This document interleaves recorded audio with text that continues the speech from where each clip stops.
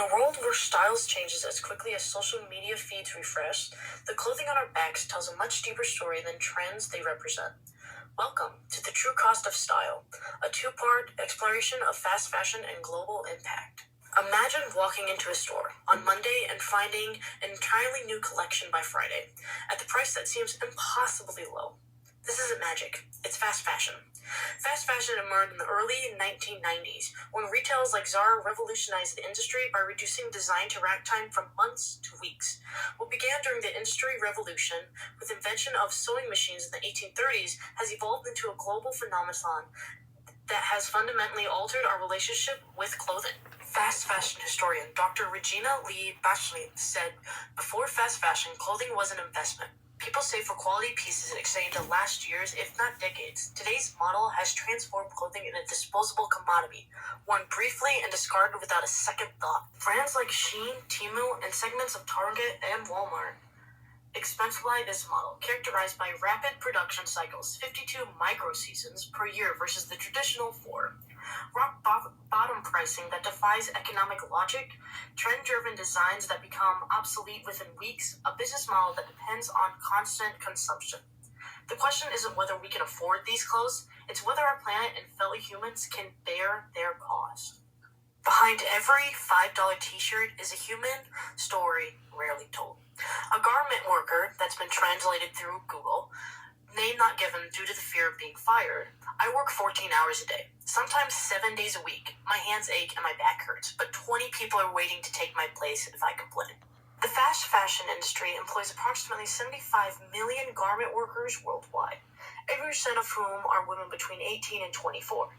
Their average wage from Bangladesh, the world's second largest garment export, pays its garment workers a minimum wage of roughly $2.16 per day, far below the living wage. In 2013, the worldwide brief glimpsed the human cost of fast fashion when Rana Plaza factory collapsed in Bangladesh, killing 1,134 workers and injuring thousands more. Despite visible cracks in the building foundation the day before, managers threatened to withhold a month's salary from workers who refused to enter. Labor rights activist Remy Joseph Salaberry said, "What happened at Rana Plaza wasn't an isolated incident. It was an inevitable result of industry prioritizing speed and profit over human lives. The most dangerous part? Despite the global outrage, fundamental factory working conditions remain largely unchanged." If fast fashion human toll is hidden behind factory workers and environmental impacts is becoming more impossible to ignore, the fashion industry is the second largest consumer of the water worldwide. A single cotton t-shirt requires approximately 2,700 liters of water, enough to meet one person's drinking needs for nearly 3 years. In 2018 alone, Americans spent over 11 million tons of textile waste to landfills. The average garment is worn just 7 times before being discarded. And while some believe that their donated clothes help those in need, the reality is more complex. Much of the Western world's discarded clothes end up in countries like Ghana, Chile, and Pakistan, where it overwhelms local markets, destroys industries, textile traditions, and creates mountains of waste that the nations lack the infrastructure to process. Environmental scientist René Brunlund, the fast fashion model is fundamentally incompatible with the ecological stability. When you factor in the carbon footprint of global shipping and microplastic pollution from synthetic fibers and the toxic chemicals used in dyeing and finishing, we're facing an environmental catastrophe hidden in plain sight. Fast fashion doesn't exist in a vacuum. It's part of a broader society framework that shapes consumers' behavior. Globalization has created a world where garment might be designed in New York, made from cotton grown in India, sewn in Indonesia, finished in Vietnam, and sold in London, with each step optimizing for maximum profit and minimize accountability. Industry also reinforces the social inequality at the same time. Fashion excuse earns millions. Those who make the clothes often can't afford to purchase them.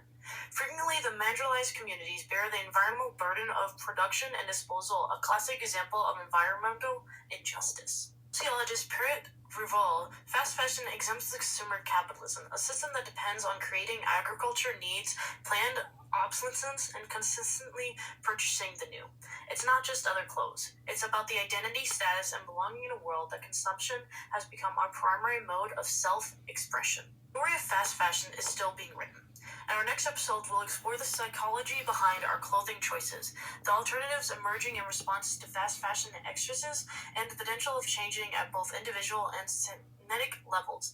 The question isn't whether we continue on this path. The evidence suggests we cannot, but whether we'll change our course before the damage becomes irreversible.